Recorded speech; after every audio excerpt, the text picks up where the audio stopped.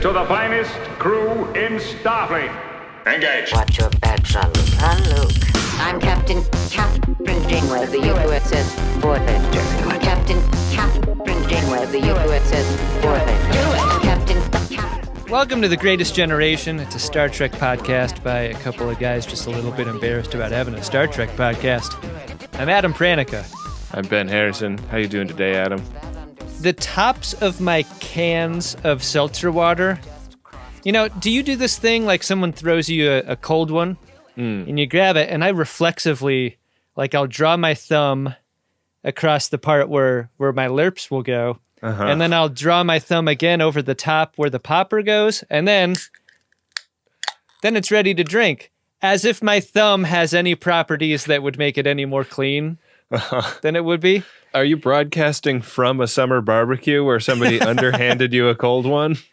Well, I'm telling you this because like the last several cans of bubbly water I've had have felt kind of greasy to me. Ooh. And I can't figure out why that is. Yeah, I mean, I was definitely admonished as a boy to always clean a can if I didn't know where it had been because, you know, the boxes that they ship those in are not like enclosed, and so like, you know, rats can run over the top of the cans or whatever. Anything can happen in those trucks. Yeah, exactly. But I guess I don't drink straight from the can very often in any case. Oh, is that my problem? I feel like I went on like a tour of a beer brewery one time, and they... Oh, no. Now I'm going to learn the awful truth, aren't I? No, it wasn't bad. It was just like you'll enjoy the beer more if you pour it out in a glass because I've never seen that many rats fucking at once. And it was on top of every can. Rat rope after rat rope. Most cans are made of rat shit. No, it was just like you'll enjoy the beverage more if your nose is doing its part of the job also. Oh, yeah. You know, like when you drink a glass of wine, your beak goes all the way in that glass. I want to open up this lime and bubbly water flavor. Mm-hmm. Yeah. That's a good thought. Yeah, I don't know if it counts for sody pops and whatnot. I chose lazy. I didn't want to dirty another glass, but maybe I should have. Now that I'm thinking of it, like the default way soda is presented to us in most contexts is cup with lid and straw, which like completely cuts the nose out of the equation. It cuts the nose to spite the soda. It's not how it should be at all. Yeah. I like my nose. I like breathing out of it. Yeah. I finally can. Feeling as good as I have in weeks. Oh, that's great to hear. Cleared right up. Adam, it's been a little while since the re-encounter at Farpoint, but we had a great time doing that live show. And one of the things that we've been doing with these streaming shows is VIP meet and greets, where you could compare these to a Zoom call where we just hop on and get to meet friends of DeSoto briefly, and we take a quick photo with them and talk to them about whatever they want to talk about. And we were on with listener Andrew recently, who swears up and down he has a real fiance who isn't in Canada. We spent most of our meet and greet time trying to determine whether or not that was true. But Andrew, in a recent Code 47, sent in a whole bunch of custom-made Star Trek Mad Libs and reminded us of this. And I felt like an idiot because I was really excited when we opened the box and discovered these Mad Libs, but we haven't done a Mad Lib Marin since we received them. And I think we should rectify that today. Oh, yeah. Let's rectify it big time. The both of us. 1, 2. And you people, you're all... some kind of Star Trek. Mad Lib. Some kind of Star Trek. Mad Lib. Excited for this. It's been a long time. In most past editions of Star Trek Mad Libs, I've been the one with the pad. Yeah. And you've been the word giver. I'm a little nervous about being the word giver. I want to choose good words. Yeah, the shoe's on the other foot today. Yeah. I guess we could potentially go back and forth also, because the way these work is that we fill it out on one side of a piece of paper and then we'll flip it over and find out what we did. So it's even going to be a mystery to me as we fill this out. Wow, okay. But why don't you get us started with a verb ending in ing? All right, verb ending in ing. A verb is an action word. Right. A verb is an action word, right? Oh, thank God. Okay. It's like my favorite Star Wars meme. How about carving? Carving, okay. There's a temptation to do Star Trek specific words, but the Mad Lib itself is Star Trek specific, so I don't think you need to, right? This is a great point. I think do whatever words make you feel good. I'm going to choose intentionally not Star Trek words. Okay. And then we'll find out how bad of a decision that was Okay. when we do the flip over. Verb is our next part of speech. All right. Drink. Drink. Okay. Plural body part. Okay. Boobs. Noun. Home. Nonsense name. Nonsense name. That's got to be an alien, right? What does that mean? Nonsense name? Like the name of a person that is unpronounceable Yeah. or weird? Yeah. How about defested? I'm positive that Jake will take that in the way it's intended. How about a verb ending in ing? Skating. Skating. That one's gonna be for Windy. We're going roller skating. Another verb. Stuff. Like to stuff. Uh-huh. Another verb, Adam. Pack. A period of time. 22 minutes. Hey, I thought you were trying to avoid Star Trek specifics. I know, I couldn't help it. 3 adjectives. 3 adjectives. Now that's a part of speech that modifies a noun. How about red, white, and blue? Go America. A longer period of time than the previous. Oh, how about 47 minutes? Fuck, that's so good. That's a Star Trek reference. Verb. Yell. And finally, a planet. Neptune. Okay, Adam, I'm going to unfold this piece of paper and see what we've got here.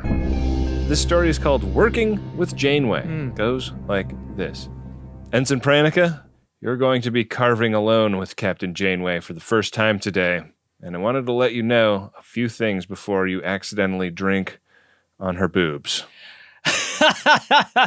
And get yourself into real home. You're going down to Defested 5, and she is going to be relying on you to be skating at your very best. I know you've got what it takes, but you're going to have to stuff it right here, right now, or the captain won't pack you on an away mission for 22 minutes. She's red, but she's white. She's also more blue than anyone I've ever met. And she's kept us alive for 47 minutes. So stay focused. Yell whatever she tells you to, and we'll all get back to Neptune before you know it. Hey, that works. That's pretty good. That wasn't too crazy. Yeah, I liked it. It started very sexy, though. It did. I mean, a plural body part, I was thinking dicks because Klingons have more than the one. Right. That would have been a surprising thing to learn about Janeway, too. Yeah. But these things worked out great. Thank you, Andrew, for sending those in. Andrew, you rule. Thanks for giving us our Marin Open today. Yeah. Well, Adam, do you want to get into the meat of this episode? Or are you in too conspiratorial a state of mind? I mean, is that even meat? And is that what they want us to think? I don't know. It's meat laced with adrenochrome, Yeah. probably. Yeah, it's umbilical cord blood meat. Yummy. It's Star Trek Voyager Season 6, Episode 9, Nice. The Voyager Conspiracy. Revert course. Unless you've got something a little bigger in your torpedo tubes, I'm not turning around. And in our cold open, we find Naomi Wildman is waiting for Seven in her alcove. I don't know how I feel about a kid playing in my alcove when I'm not around. Didn't that always feel really intense when you were a kid and you'd go over to a friend's house and they'd want to And you'd go into their parents' bedroom? Yeah, you'd like their parents' bedroom felt like a dangerous, not okay place to be as a kid. Absolutely. I mean, that's where all the porn was. There were definitely kids that I played with growing up who like spent lots of time in their parents' bedrooms and like didn't understand why I had misgivings about going in there, on a visit to their house or whatever. Yeah. Kind of a lot can happen in there. Kind of a lot can happen in there that you wish you could forget. But instead it's just seared into your eyeballs forever. Yeah. Paging through a dog-eared copy of The Joy of Sex. Yeah. Kind of more dog ears than you'd expect. Yeah. It's like, how much of this did you not remember from reading it? What the hell? Like, you have to refer back all the time? There's one of those clips that holds the book flat, like for recipe books, as if it's being looked at during. Don't love that. 7 has stood Naomi Wildman up for a game of Cottascot. It's a bad look, 7. This is what Paris was doing to Ensign Kim a couple episodes ago when he got his cool new spaceship. I think by now, Naomi Wildman should know that she is not a priority for adults. Yeah. Reschedule for tomorrow. I'm working now. The thing that 7 is preoccupied with is a new gadget that she's going to be modifying her alcove with that will enable her to download all of the sensor data from the ship and load it right into her Borg brain. And in this way, she will have a deeper and richer understanding of what the ship is going through on a day-to-day basis. And this is something she was used to doing as a drone. And she's kind of bragging on how much more capable she's about to become. You know what this idea feels like? 410s. You remember the first time that started to go around the office? Like, if I just work 410s, I can get Friday off. Like, this feels like what 7's trying to do. Like, if I can just work in my sleep, I can start taking Fridays for me. Right. And then I could play Cottascot with Naomi as much as I want. That's not how this works, 7. That's not how any of this works. Yeah. Now, you have to get the approval of a manager. And no manager of mine ever approved 410s. No matter how emphatic I was about the idea. Anytime I've had a job, like 3 o'clock rolls around and I'm already so fucking desperate to leave. Yeah. I can't imagine like willingly adding a couple hours to my sentence every day. Yeah, I would say for me, and I know you know this about me, I will just work and work and work. And I will work toward free time in the future that I then never claim. Yeah. That's a cruel hamster ball you found yourself in. Yeah, it's real bad. So when Naomi leaves, 7 gets into her regeneration closet right after Naomi. Yeah. I'd probably wipe that down, maybe. I would also probably do this with some supervision if I was like doing something that will massively modify the way information enters my brain. Right. You want a chaperone for this, don't you? I would recommend a chaperone anytime you're modifying the doors of perception. And the music seems to agree with me. Yeah. Kind of a weird move to theme here. Just a get up into the closet, into theme. And after the theme, Janeway orders fajitas from the replicator during a dinner with Chakotay. And they are so authentic that even the plate is hot. I love that. Yeah. They're sizzling as they go across the restaurant and everybody starts ordering fajitas. The kitchen's ready for that. They started making a bunch of extra orders of fajitas the second the first one went out. Hey, we got to move these peppers and onions before they spoil. Time to get these babies out there. I like seeing date night between Chakotay and the captain. That's not what this is. I guess they are in uniform. They're in uniform, and it seems like all they ever talk about is work when they're together. Yeah. I like the like small townification of what life on Voyager is like. Paris misread a simulation that the doctor was running on a screen in 6 Bay, interpreted it as everyone on Deck 5 is pregnant. That tore through the ship like wildfire as a rumor, and Neelix wanted to make a nursery. in one of the cargo bays. That's great. How excited would Naomi Wildman be for some other kids? Probably very excited. Yeah. That news probably affects her the most. But her type of alien ages super rapidly, right? So like, Yeah, she's going to be a teen by the time these babies get born. she's going to hate these kids. And then they'll probably like ask her to help out with them and she'll totally resent them. Yeah. Yeah, it's actually not going to work out well for Naomi Wildman at all. No, it's going to be bad. Life is basically not going in Naomi Wildman's favor. I think we can all agree on that. Yeah. Seven has finished her regeneration cycle back in her alcove, and immediately she blows in a call to BLT. And this is useful dialogue here to tell us what time it is, because BLT is pissed to be getting this call waking her up. Good morning, Seven. This better be important. I never want to admit that I'm still in bed if somebody calls me and wakes me up because I don't want them to feel bad, I guess. And so I'll never cop to being in bed. But like most of the time people can hear it in my voice. They're like, oh, I woke you up. I'm so sorry. I'll call back later. And I'm like, no, you didn't. I was up. I've been up. You have routinely answered the phone when I've called with an apology right in the beginning. Sorry, hello. Yeah. Ben speaking. This is why I feel such an affinity for the people of Canada, you know? I bet you have a well-practiced I wasn't just sleeping voice for the phone, right? Because sometimes you'll just give yourself away with groggy voice. I think that groggy voice is hard to conceal is the issue. So my problem is my voice is very deep when I first wake up. So like that's the giveaway. Yeah. I've clearly been sleeping if I sound awesome. Who is this? Yeah. Who is this really cool person? I must have the wrong number.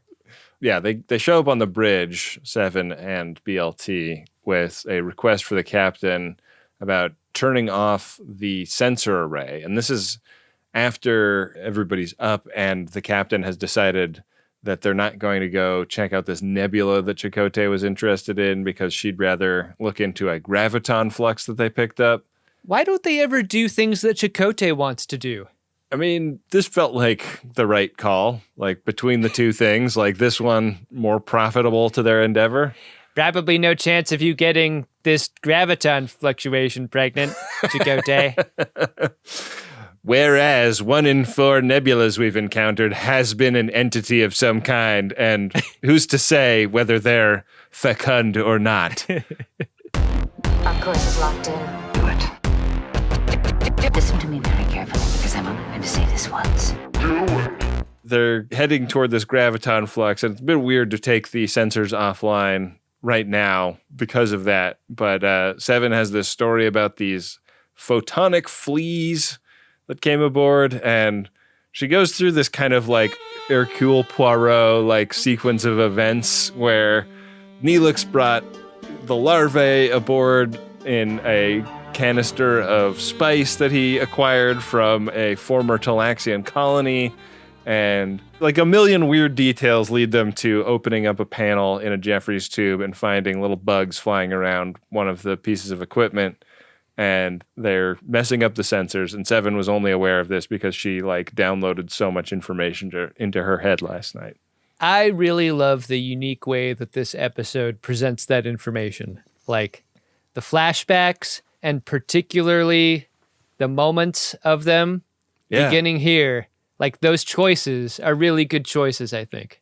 I love the way the camera work goes in those flashbacks. It's unusual too, right? Yeah, like the camera kind of like flying around the room, and like it's because it's sort of like she has as much detail about anything that was happening on the ship at any given time in the last several months or whatever, that she can just go look in fine detail at any one moment and see what happened. And it's like, oh, the photonic flea larva got out of the can when Neelix opened it and into the replicator because Ensign Kim happened to be servicing it at the same time. It's a real Outbreak the movie style visual language following these particles around, right?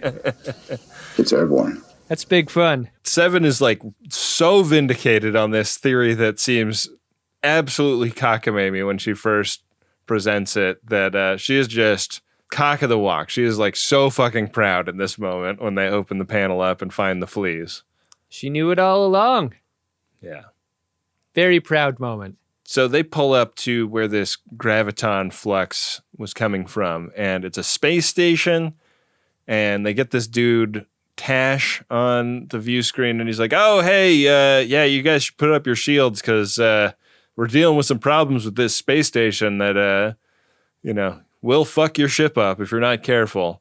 I'm trying to restabilize the core, and I need some help. Tash is a great combination of loaf and attitude and situation that makes you not fear him or be suspicious of him early on.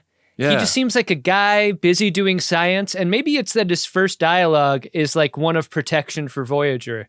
He's like a middle school scientist about to do something with a Bunsen burner. He's like, stand back, kids. Yeah. Everybody put on your your goggles. I really like his whole deal. I liked Tash a lot, too. And, the actor that plays Tash still works all the time. I looked him up, and he's got, like, multiple 2023 credits, and no surprise. Yeah. He's got kind of a duck mouth without the beak, right? Yeah. That's what I thought. He's got, like, a surfboard on his head. Yeah, he really does. Yeah. Somebody should be riding on that wood. Maybe there's a Mrs. Tash who likes that ride. Because Mrs. Dash brings you a garden of flavors. So, yeah, he's explaining, I'm also a lost soul here in the D-Quad. It would have been 10 years for me to get home. Can you imagine? Anyways, instead of spending 10 years warping home, I just decided to build this great method of travel that could get you 1,000 light years in a matter of hours. Why aren't we suspicious about this being a one-person job? Like, the way they compose the shots of the exterior, this thing could be massive, but we don't really know its proximity to Voyager. Yeah. To know for sure. It does seem massive. Got to be big enough to fly a ship through it. Yeah. It looks cool as hell as a project. It does. It's got sort of like a jump gate shape to it, like a lot of science fiction previsages a faster than light travel that requires equipment on both ends, and that's sort of a way it looks. But the word space catapult is thrown around in this McLaughlin group. Issue 1. Holy moly. That sounds amazing. It really does. The question is, how do we restabilize the core? Because I've been testing it and it seems to work, but the energy core destabilized on one of the tests, and without that being fixed, we're kind of up shit creek. And they come up with this idea to use the deflector dish because this is Star Trek. Mm-hmm. And he's kind of shocked that they're like not trying to get payment for this. But the great deal is, like, once he's gone, once he gets home, using this, it's there for them to use. It's real potato gun energy. You got to help your buddy with the PVC pipe and the valves and so forth. So you get to use the potato gun also. Right, yeah. And we'll take you up on that offer. Thank you. And it's like, I know there's like a really high chance that all the like hairspray we're using is going to explode and I'm going to get a piece of PVC shrapnel in my belly or whatever. Back when I built one, we just used air. We didn't use a flammable fuel for this. You weren't using an accelerant? No, we used compressed air. Wow. That seems smarter. Yeah. I think it worked one time and then it failed completely, but we never got that potato back. It flew a long way. Seven is kind of hooked on this new memory download situation, and we see her going to bed, loading herself up with information about the station that Tash built, and she wakes up the next morning in a state of mind that is very concerned about what's going on here. Yeah. Seven's all about waking people up when she's up. Yeah. And Janeway is incredulous about the idea of this being a trap. She's just trying to enjoy her fucking coffee. This is hard to believe. Tash rules everything around us. Treem, get the money, dollar bill, y'all. What Seven says has enough to pique the imagination, right? This upsilon radiation is rare enough that its appearance on this gate, on Tash's gate, is only the second time they've ever encountered it. The first time was at the caretaker's array. Yeah. So what's going on here? Like, that little detail, Janeway was not ready to believe it before, but this radiation's too rare for it to be a coincidence. And so in engineering, they full-on hauled Tash there for a DNA test, and they don't find any caretaker DNA in him, which is a relief. A relief enough for Janeway to be like, all right, well, let's keep working together at this point, now that we've verified your identity.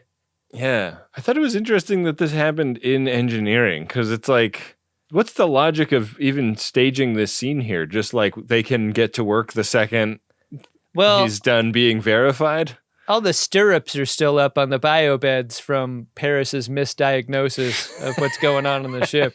It's really not usable. It's stirrups and inflatable jacuzzis. Well, I've got your attention. Coffee first. Do it. Do it. Do it. Do it. Do it. They've been suspicious that maybe he's like part caretaker or a caretaker in disguise or something. And having proven that he's not, they're like, this must be a Tetrion reactor that you used to make this thing. You must have gotten that from a caretaker or similar. Sure.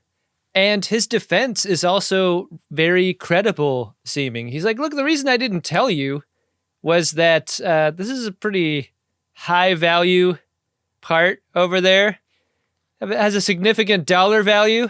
Yeah, like you destroyed your caretaker station because you didn't want it to fall into the wrong hands. I'm kind of coming from the same place here. Yeah, you kind of have a reputation for destroying things like this.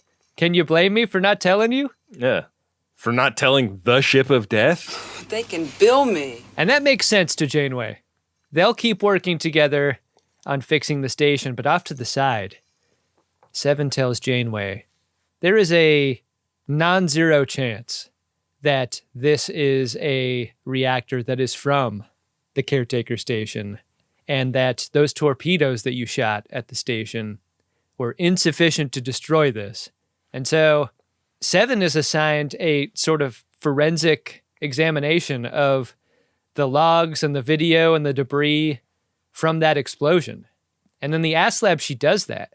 She reviews all the tape of the destruction of the array and is like analyzing the compounds that were left over after it was destroyed. And she asked the computer about like, what did the Voyager use to destroy it?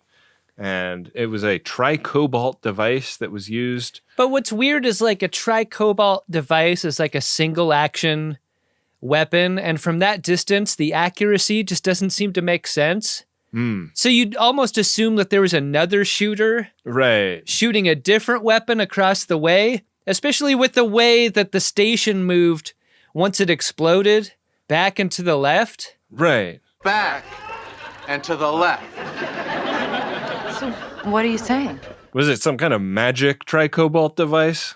That's what I'm saying. I don't know. Yeah. And why was there a guy with an umbrella watching the tricobalt device? Why wasn't the caretaker station wearing a roof at the time? That would be normal, right? Yeah, that would make sense. Yeah. I did like that scene where they were like apprehending the caretaker and the caretaker was about to shoot one of them with a pistol and they caught the webbing between their thumb and forefinger in the hammer of the pistol. Oh, that's gotta hurt. Oh, better than getting shot. It is really weird when Seven presents this research to Tuvok on the bridge, starts questioning him about the caliber of torpedo he shot, which is way over what was necessary. Like, Tuvok clearly wanted to make a big boom. Bada big boom.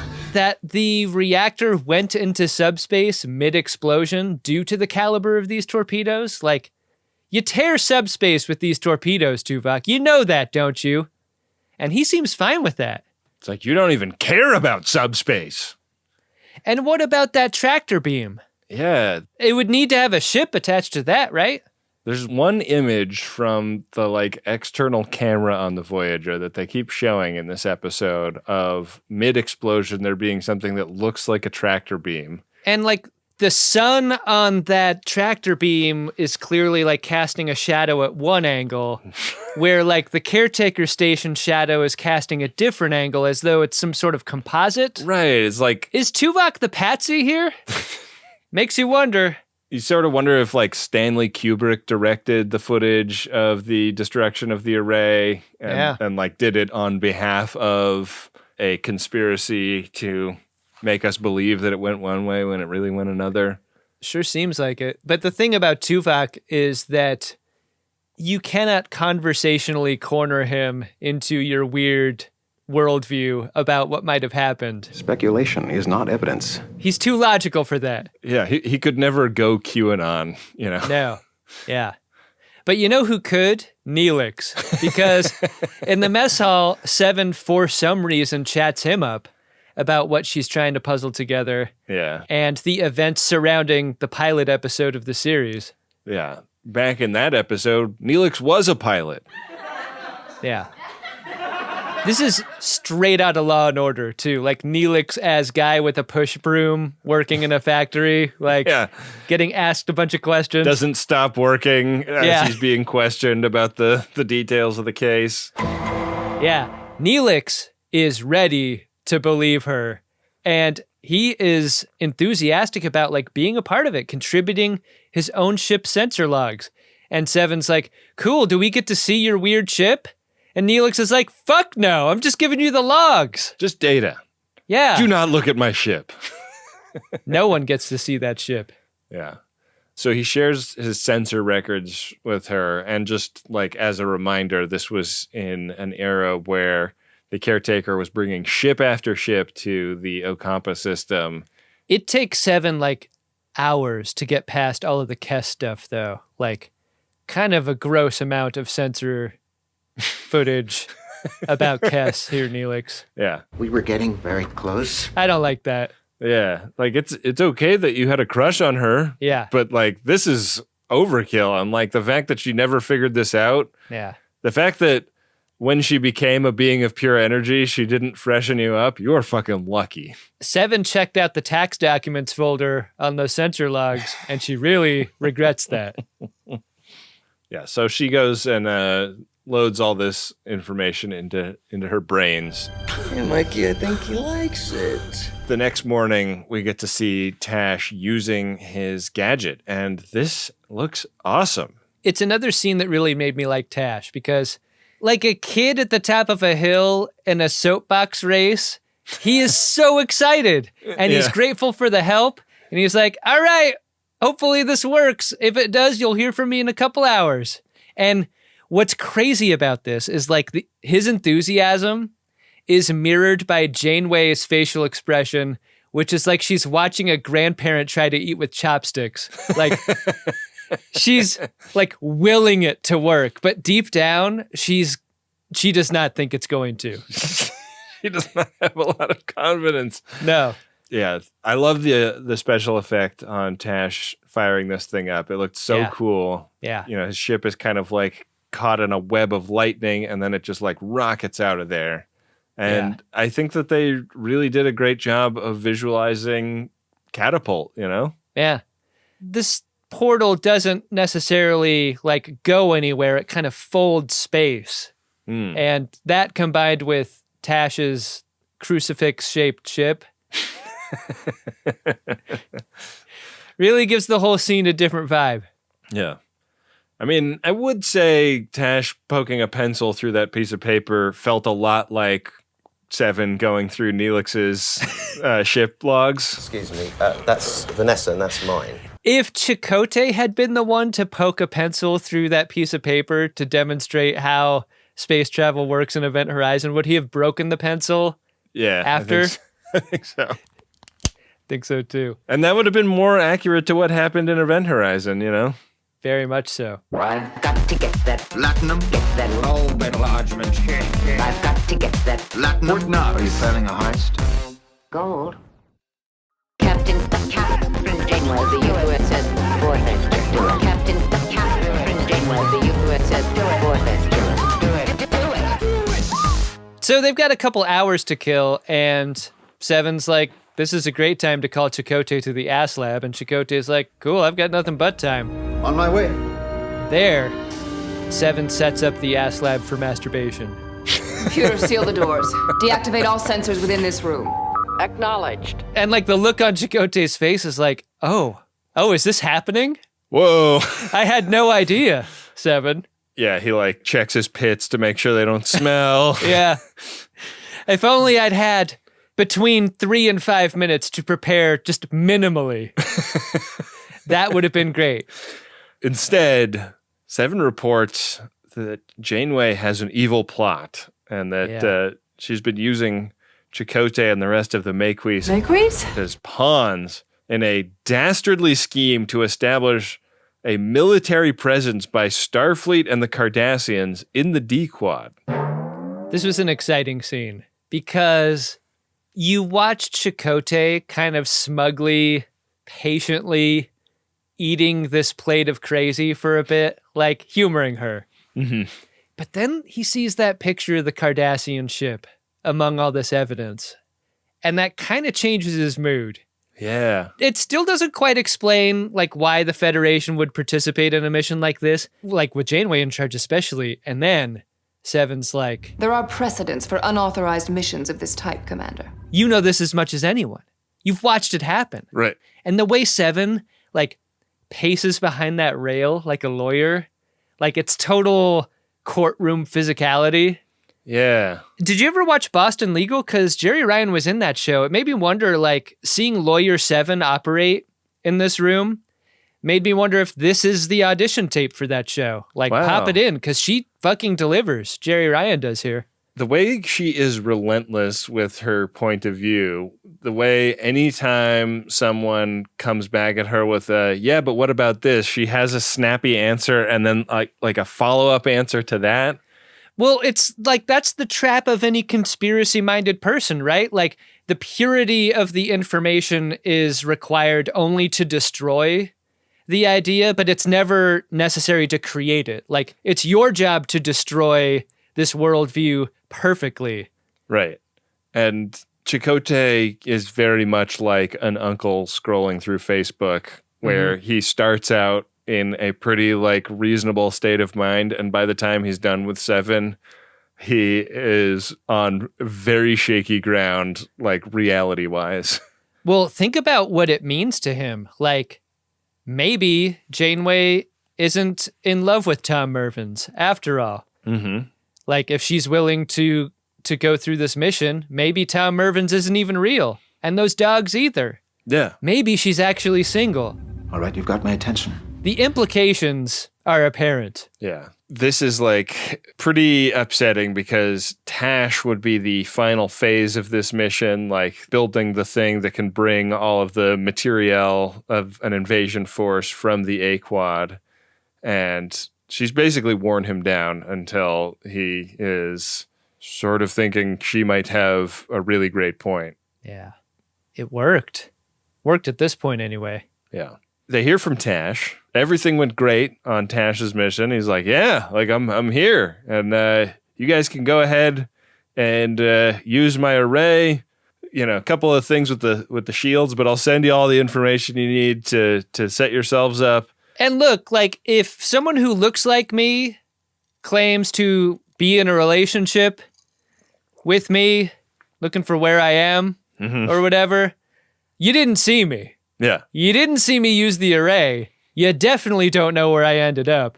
And if I had any advice, just say I'm dead. I didn't survive. And if you could just like don't bring it up in this part of the conversation, but if there's a way to work it in, just say something about how you also believe that eatin' ain't cheatin'. Just like, I want them to kind of get this sense that that's like a pretty normal viewpoint. I'm sure you can understand what it's like walking around with a face appendage like this. Yeah. Looking like it's ready to go at all times. I mean, eventually you just get worn down. It's really tempting for a lot of people. Anyways, it's been great knowing you guys. Enjoy that array. Tash out. Amazing. I mustache. ride him. Thanks everyone that meets him. One of our more interesting missions. I'm going to miss Tash a lot. Yeah. That guy was great. There goes a real one. Shout out to a king. Yeah. Weird that this show got the rights to like Bon Jovi's Dead or Alive. Like, because when he sets out, like the lyrics come in and everything. Wow. Tash was a big deal. Yeah. I love Janeway's performance in the scene where they find out that it went great for Tash. Like the look of like shock and optimism that she brings to this interaction is so great. Nana got that pot sticker to her mouth without dropping it in her own lap. Like, amazing. It's good. I like this. Janeway's optimism seated right next to Chakotay's suspicion is a mood, right? Like, really I love this moment. Yeah, so good. And Tash broadcasts these shield frequency things that they're going to have to do. And Kim's got it on an iPad, and Chakotay leaps up and is like, I'm going to take that down to engineering.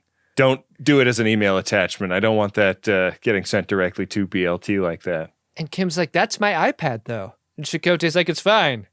It's actually company property. Yeah. See this weird silvery sticker? You haven't been using this for, like, personal use, right, Kim? Right, Kim? And so Kim's got to, like, fake that, of course, he hasn't, but it's a total bluff because he's been using that to pound out to, like, constantly. He was stating the obvious again. Well, you see Kim do that thing where you, like, quit a bunch of programs before he hands it over to Chakotay. And Chakotay heads down to engineering, and he gives the pad to BLT, and he's like, all right, put this stuff into the computer, but, like, mess with the numbers a little bit. This is my favorite conspiracy of the episode. Have you run this by the captain? No. And I'm not going to. Not yet. This whole vibe? Because I've always felt like outside of the weird moment of romance between them, like Maquis on Maquis conspiracy, they gotta be talking like this all the time. Not just about important, serious stuff, but like gossip. Yeah. And when the two of them are scheming on something, I love to see this. It's so charged. Yeah. And I think the show is wise not to do this like once a season even, because I feel like it would make the crew feel too incohesive. But this is such a great episode premise to get us into like Chakotay and BLT are doing something like explicitly against Janeway behind her back. And like initially BLT thinks it's ridiculous, but then she's sort of brought into the conspiratorial way of thinking because she trusts Chakotay so much. I think it's crucial, though, that like the ask isn't destructive either. It's just time buying. It's not like the gate stops working after a certain amount of time. Yeah. Chakotay just needs a moment to look through this information personally. And I love that they like have to kick Ensign Kim out of the room so that they can keep having their little hushed conversation. This never happens to Ensign Kim. Usually he's the third in a boy-girl situation, and like he's invited right in. Yeah, everybody's excited he's there. Something about it reminds me of being in the womb. Get up, Harry. Who are you? Harry Kim. Parents must be very proud. Who are you? They come as a pair.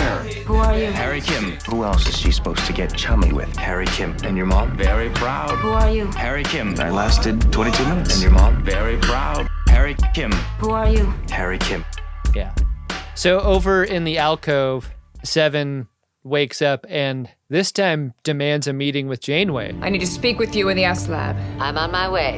And after turning on those masturbation protocols, Janeway is getting really excited. She's like, I didn't realize that this was happening for me right now. This is great.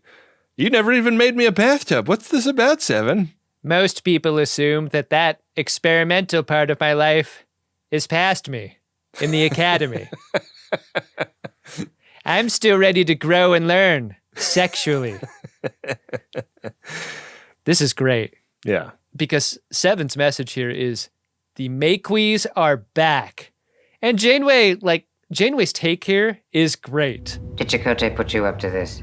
Chakotay has been conspiring with the caretaker to use the array as a weapon, like this Tetrion generator that the caretaker had would have been such an awesome, game-changing amount of power for the Maquis that they might have won their border dispute. This has all been a long con by Chakotay and the rest of the Maquis to trick Janeway. And she's like, I don't believe that for a second. Tuvok would have told me. And Seven's like, that's the thing. Tuvok is in on it. Yeah. I know you don't want to do it. Do it. Coffee black. Make it yourself. I'm trying to help you see this as an opportunity to grow. Make it yourself. What did you think was happening here? Because the evidence used was the exact same evidence she used at Chakotay earlier. Did you feel like Seven was glitching or that she was being possessed by some malevolent force or something? This was effectively confusing to me that she would use the same stuff in a different context. Yeah, because she doesn't do anything like say, I had misinterpreted this data yesterday and I thought that you were doing something. There's no mention of that. Right. Like she doesn't qualify these findings. You know, Chakotay tells me everything. So this is very confusing for me. I heard all the evidence, but none of the upshot. I heard the evidence over a plate of fajitas. Mar y Tierra, my favorite. So the wackadoodle theory this time around is that the Maquis is going to use the reactor to attack Starfleet. I mean, later on in the corridor after this meeting, Seven is totally paranoid about everything and everyone. Yeah. You see her looking at people. You see her looking at Naomi as a threat. Where are you going? That's not your concern. Nothing less threatening than Naomi. Yeah, Naomi totally gets just lit up by Seven in this scene. So mean. You hope the light up is sufficient that she's gone forever, though. Unclear at this moment in time whether or not she'll be back. Oh, yeah, Adam. After this part of season 6, there's almost no children in Voyager. Oh, good. Great. Naomi runs off crying because Seven wants to know who she's affiliating herself with. And which sort of goes to that moment of confusion in the scene with Janeway and the Ass Lab. Does she think that Chakotay is doing a conspiracy or does she think that Janeway is doing a conspiracy? And it turns out she thinks both. Yeah. She is holding both ideas in her head at the same time. And this comes to light even further in the next scene where Janeway and Chakotay have sort of been summoned to the cargo bay that Seven sleeps in to, it's sort of a trick mom and dad into getting back together again type of storyline. I thought you called me. I thought you called me. The dueling Dustbusters vibe of this is also a pretty big mood. Our phaser is standard equipment on board now. Must be. The trust in the captain and her first officer has effectively been shaken. Yeah. And what's interesting about this scene is that there's no confrontation in a military sense. They don't nearly come to accusations or threats of mutiny or whatever. They both kind of reach this conclusion at the same time, which I think is a fantasy Chakotay's had for a while. Sounds great. A suspicion is that they would both conclude simultaneously. Yeah. Which would be rare in terms of how those things usually go, but really exciting when it does happen. Yeah, you need to stay fully engaged no matter what. So they get word from Ensign Kim that the Delta Flyer has been jaked and Seven is the one that done the jaking. And Seven also anticipated all the things they might do to try and tractor the ship back when she steals it. Her biosignature has been scrambled. They can't beam her out of there. They can't get weapons lock. They can't tractor beam her. How much would you have wanted a whip Panda B-Dunks as soon as he realizes that the flyer's been stolen? He's like, oh no! We got to do everything to get this back. Captain, let me go. I mean, the Alice ship was special, but this one, the Delta Flyer, I have fucked a lot. Yeah. So the doctor has been dispatched to the cargo bay where he scanned Seven's bed and found that she's like overloaded her brain and like shorted things out by just putting too much data in there. I know Kung Fu.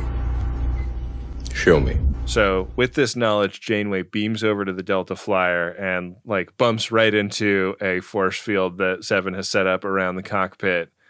So they have to have this conversation across that threshold. Yeah. And Seven is not willing to follow Janeway's orders anymore. And that means that Janeway needs to appeal to her in some different way. Yeah. In a personal way. She's like, Seven, you've been watching too much cable news. That stuff will rot your brain. Yeah. There is no conspiracy. You need to turn it off. And Seven's like, I know what you're up to. Like, I realized what the real mission was the entire time. And she has a third conspiracy theory now. It's not the Janeway is invading the D-Quad. It's not Chakotay is getting the Maquis band back together. It's that this was all a Starfleet plot to go get Seven from the D-Quad back from the Borgs. Amazing that it's so personal now. Yeah. I love all the footage they cut in from these old episodes. Me too. They cut stuff from episodes all through the series in this. It's really great. Stardate 326. Stardate 4831. Stardate 510. Stardate 53329. Voyager is sent to the Delta Quadrant with orders to retrieve me. That's a long shot. That's not possible, Seth. What you're saying makes no sense. I don't believe you. Of course you don't. I really like this a lot. I think it's especially great because like some of the flashbacks are new footage and some of them are old footage, you know? I like the specificity of the choices. Like even if you're getting a couple of seconds here or there, they aren't so on the nose to bump you out of what you're thinking about during the scene. Like there's not a ton of detail in these clips. And I think that's a positive thing about them. Yeah. So Janeway explains, like, listen, you downloaded way too much information into your head and you can't actually process all of it. And so what you're doing is trying to make sense of an information overload and you're connecting dots with like extremely improbable narratives that don't actually add up when you factor in all the information. You've lost your goddamn mind, Charlie. She starts talking about how they got to be friends with each other and how Janeway is, like has Seven's best interest at heart. For real. Don't you feel like Worf could have done this for Kern?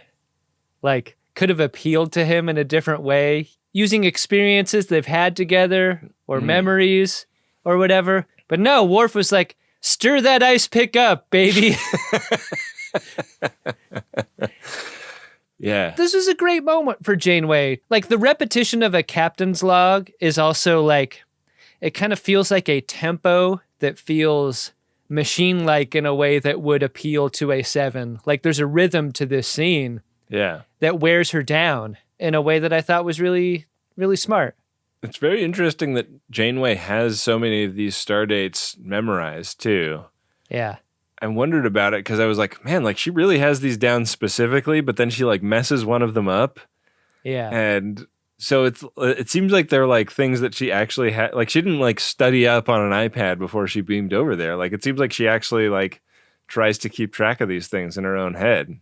She couldn't get Harry Kim's iPad to work for some reason. She was gonna use it for those notes heading over, but yeah, kind of bizarre that it was bricked. She tried to plug it in to charge, and there was some kind of goo in there. Should I feel complimented or insulted? Seven is persuaded. She drops the force field. 2 to beam out. I guess they left the Delta Flyer in space. Right? You want to get the Delta Flyer before you use the catapult. Am I making any sense here? Yeah. And that was my main question at this point was like, they're going to use the catapult, right? I was so sad that they just cut to, we used the catapult in a captain's log. That really felt like a double cross to me. I wanted to see it again. This episode is going one direction, at and into the catapult, and we don't even get that. The catapult effect was cool. Do it again. Oh yeah, instead, you know what we get to see? Naomi Wildman. Cool. dropping off a bunch of iPads in the ass lab. Yeah.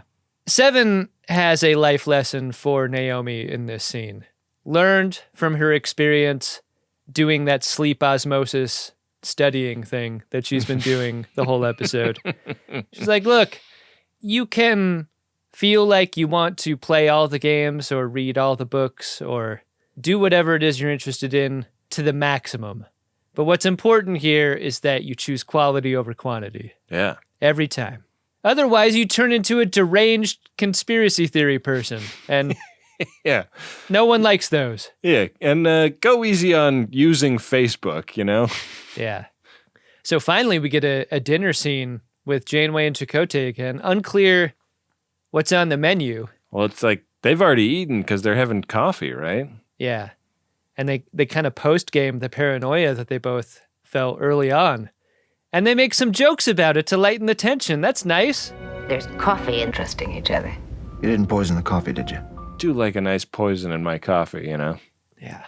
Really makes it a little bit more piquant. Coffee's probably a great vehicle for poison because of its inherent bitterness. Yeah. And that most poisons are bitter. How would you know? Did you like this episode, Ben? You know, I'm really easy to get along with most of the time. But I don't like bullying, I don't like threats, and I don't like you. I did like this episode. Yeah, I think that there's like a couple of bumpy parts here and there, but overall, I thought that they did a really effective job of giving the characters plausible reasons to mistrust each other. I thought it was a really great performance by Jerry Ryan. Yes. And I really like the idea that she was able to undermine Janeway and Chakotay's sense of reality enough that they came to mistrust each other. Like that feels like a really solid relationship right now, but you know, like having seen them together for 5+ seasons, I thought it was a real magic trick that this episode plausibly got them to a point where they were carrying guns around each other. You really said it with plausibility. Everything laid out here seems pretty believable, or believable enough to cause a lot of consternation among the crew. The question remains, though, Ben, like, what was the tractor beam about? Like, yeah, that was real. Or was it like a photo artifact that, you know, like... I kind of wonder if this is going to be an ongoing mystery for anyone. Oh, interesting. Yeah, I guess there were some pieces of evidence in there that were genuinely concerning. Yeah. Yeah. Strong episode. I liked it a lot. And I think you can put an episode's weight on Jerry Ryan, and she'll carry that shit. She's great. Yeah, she rules. All right, Adam. Do you want to see if there's anything in the Priority 1 inbox for this episode? I am heading right there. Priority 1 message from Starfleet coming in on secured channel. Need a supplemental income. Supplemental. Yeah, it's extra. The interest alone could be enough to buy this ship. Ben, our first Priority 1 message is of a personal nature. It is from Steven, and it is to you and me. That message goes like this. Dear Ben and Adam, longtime supporter, first time P1. Thank you for all the excellent pod and the great communities that your shows have inspired. Shout out to all my exo cooks. This is an exo cook.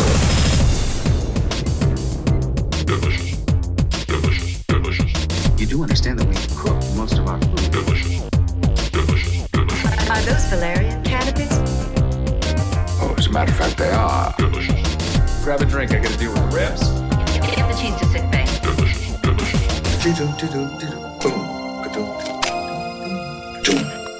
You're gonna want to try the omelet and the bacon. And the waffle. Oh my god, this is delicious. Told you. The souffle will either rise or it won't. Scalloped potatoes, mutton shanks, oxtails and calf's tails. There's not a damn thing you can do about Oh it. my god, this is delicious. You do you. She handled real meat. You do you. She touched it and cut it. You do you. Ben and Adam, thank you for being here. Could I offer you something? Perhaps an orange? The exo cooks don't come close to data sophistication. Exo cooks. That's what I call them. That was an ExoCook drop that Steven wrote. That is amazing. There you go. I love playing viewer drops on the show. Yeah, that's really fun. Good job by Steven. The ExoCooks sent us aprons, and I still wear my ExoCook apron from time to time. I was wearing it the other day. I was having a cookout with my family. I was wearing my ExoCook apron, and nobody asked me what it was. Yeah, no one wants to start that kind of conversation with you. I wear mine too. It's covered in crud. Oh, man. Yeah. But that's what an apron's for. Yeah, it's got dino damage, you know? Sure does. We should talk to whoever made that ExoCook design about putting an ExoCook's apron in podshop.biz. Since the creation and appearances of Peanut Hamper, do you feel any differently about the ExoCooks? Yeah, just add a couple of flying turtles to the background of the image, you know? Yeah. Maybe add a few more appendages to the front. Adam, our next Priority 1 message is from Joe. It is also to us. It goes like this.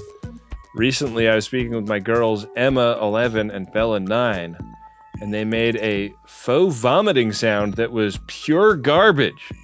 Sending this $100 your way, hoping you would give them a demo of how it should be done so they grow up not being made fun of.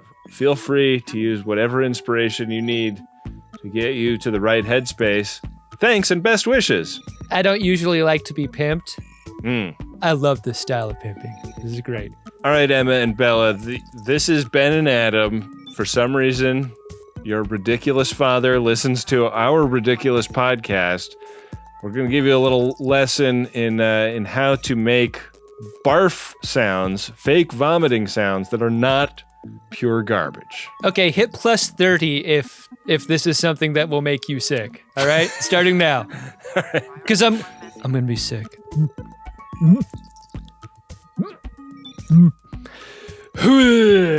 Oh God, Adam.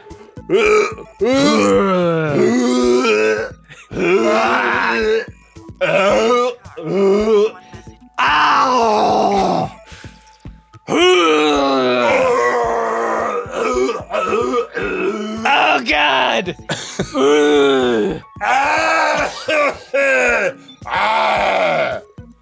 All right, I feel much better now. Yeah, it feels good to get it out. I always feel better after. Yeah. Needed to be done. The bad stuff is outside and not inside anymore. I have a studio to clean up now. Yeah. Oof. Rough. It's a real mess in here. Well, if you'd like to get a Priority 1 message on the show, head to MaximumFun.org/Jumbotron. It's $100 for a personal message or $200 for a commercial message. Please get some commercial messages. God damn it. Hey, Ben. What's that, Adam? Did you find yourself a drunk Shimoda? Incredible. Drunk Shimoda. I think I'm going to give it to Tash. Tash was a fun character. I like Tash's explanation of why he lied. Yeah. As being like... Definitely wasn't about a family he was fleeing at all. It was not. And I think that the main reason I want to give it to Tash is the mental image I had of all of the must-Tosh rides being provided once he got back to his home star system that we kind of riffed up here on the show. I feel like Tash made a lot of people really happy when he came home, you know? He will be missed. Yeah. I can't argue with that, Ben. I had another Shimoda, but goddamn. Great Shimoda. Gotta salute this real one with the Shimoda. One of the best. Yeah. Yeah, Tash rules. I'll think about Tash for a long, long time. Well, Adam, why don't you head over to gach.biz/game. I'm going to tell you about the next episode we're going to watch. It's Season 6, Episode 10, Pathfinder. Voyager receives a special message from Starfleet Command. Whoa! Yeah. This has got to be a trap, right? Because they always are. We'll find out. Ben, I'm over at the Game of Buttholes where our runabout pulses on square 57. Okay. 5 squares ahead. a space butthole that would send us all the way back down to the second row. That's the only thing we can hit. Okay. With a 6-sided die. You're required to learn as you play. Roll. But we could also just hit a normal square, right? Oh, right. Yeah. I should have put it like that. Yeah, we can still do normal episodes. Okay, good. Let's see what happens. Ben, I rolled a 2. Chula! Did I win? Hardly. That puts us on square 59. Nice. And that makes it a regular old episode. Okay. For you and me. Wow. I'm looking forward to a regular old episode. Yeah. Those are great. It's going to be good. Yeah, especially with this episode coming up. Yeah. In retrospect, it's a shame we didn't land on a caretaker square last time, because this was a real caretaker-y adjacent episode that we just watched. Yeah, it sure was. Well, anyways, I had a great time talking it over with you today. It's always a pleasure to make pod for the Friends of DeSoto, Adam. The pod, either Star Trek or Baywatch or Cheesecake Factory or just a bunch of barf sounds. We do a variety of genres. Speaking of Baywatch, right after this, we're going to record an episode of our Baywatch rewatch podcast, Santa Monica Mountains. We release like a handful of episodes a year over in the bonus feed. Oh yeah, check that out. If you are one of the great FODs that support the show at MaximumFun.org/join, look out for that. We got to thank Wendy Pretty, the producer of this program. Got to thank Bill Tilley, our card daddy, who helps run the social medias on our show. Got to thank Adam Ragusia, who made the original theme music of Greatest Gen and Greatest Trek. And, of course, all of that was a riff off of the original work of Dark Materia, who made the Picard song. Boy, I don't know. Use the hashtag Greatest Gen to talk about the show online. We're going out on tour. Peep our tour dates at greatestgentour.com. Yeah, get some merch at podshop.biz, and we will be back at you next week with another great episode of Star Trek, not the Next Generation, Star Trek Voyager, and an episode of the Greatest Generation Voyager that you could confuse with a TNG episode because it has not failed to eat its broccoli. Oh, shit. I think I figured it out now. It's got me tapping for stress. Yeah. Plexing, is that what they call it? Yeah, I think so. Make it so.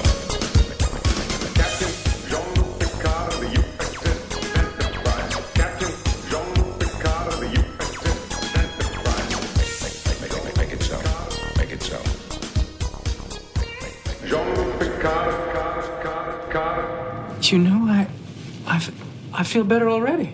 I think I can do this. Maximum Fun, a worker-owned network of artist-owned shows supported directly by you.